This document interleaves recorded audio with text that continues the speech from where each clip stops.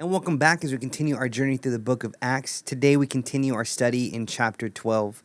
And what we talked about last time was how the church was not only facing persecution, but now was facing persecution from a different enemy. And that was someone who was not a Jew and who was a king. And so he had a lot of authority. And so Peter is locked up in prison. And we're going to continue our story. We're going to read a portion of scripture, pull out a timeless truth, starting in verse 6. It goes like this.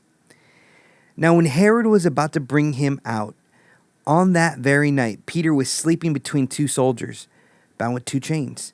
And sentries before the door were guarding the prison. And behold, an angel of the Lord stood next to him, and a light shone in the cell. He struck Peter on the side and woke him up, saying, "Get up quickly." And the chains fell off his hands. And the angel said to him, "Dress yourself and put on your sandals." And he did so. And he said to him, "Wrap your cloak around you and follow me." And he went out and followed him.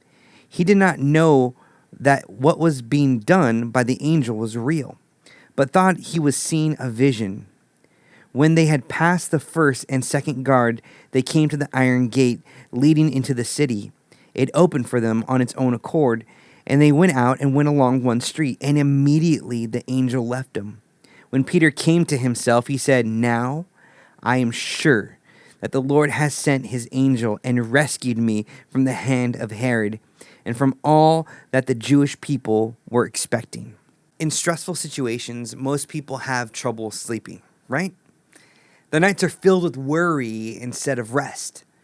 But Peter, even while in prison and chained between two guards, he slept so deeply that not even the clinging of the chains, the footsteps of the soldiers, or even the bright light of the angel could wake him. Now, question for you. What kind of peace allowed him to stay so calm and not panic about what was going to happen next? Perhaps he was holding on to the promise that Jesus gave him in John chapter 14:27, where Jesus said, "Peace I leave to you.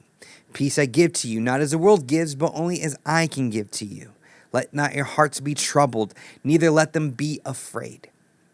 Or maybe Peter found peace in knowing what Jesus had said in John chapter 21, verses 18 through 19, where it says that he would live until an old age and eventually glorify God in his death.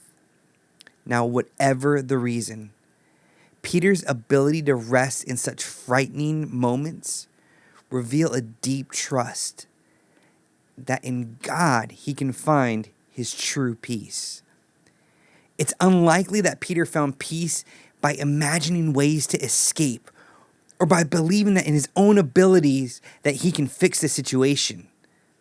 His calm did not come from strength or cleverness, but from a heart anchored in the promises of Jesus and the character of God. Peter's peace came not by controlling the circumstances, but trusting the one who could. In the same way, we often try to solve our own problems on our own and try to carry the weight of being the hero of our own story. But lasting peace does not come from trying harder or thinking smarter. It comes from shifting our focus away from ourselves and placing our confidence solely in God. So when we remember who he is and trust what he said in his word, we can experience the kind of steady peace that held Peter firm even in the darkest of nights. And so, church, I want to challenge you and encourage you right now. You don't have to muscle through your situation today. You don't have to muscle or try to figure it out on your own, but simply trust in Jesus. What's interesting about this portion of scripture as well is that Jesus didn't warn Peter about what he was going to do. He was unaware of it. He simply had trust, fell asleep, and was knocked out. Same thing for us. Jesus may not tell you exactly step by step of how he's going to solve the issue or solve that challenge that you're experiencing right now.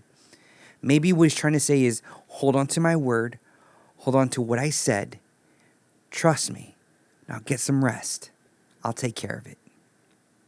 God bless.